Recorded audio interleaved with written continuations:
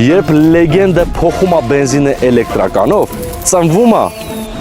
սենց բան։ Դիմավորեք 2024 թվականին արտադրված Ford Mustang Mach-ը 325 ձիաուժ, 100 կմ/ժ, 4.6 վայրկյանում։ Էլեկտրական մեքենա, որը ոչ թե հայտնի բրենդի խղճուկ կրկնօրինակ է, այլ ունի իր սեփական տեսքը։ Էլեկտրական, որից պաչկեքով չի ներմուծվել ու իրան վարելիս կտարբերվես։ Սա պարզապես էլեկտրական մեքենա չէ, սա լեգենդար Mustang-ի նոր էջն է։ Կտրուկ արագացում, սպորտային բնավորություն, ագրեսիվ տեսք, հոյակապ կառավարում։ Քաղաքային պայմաններում կվարես մոտ 400 կմ։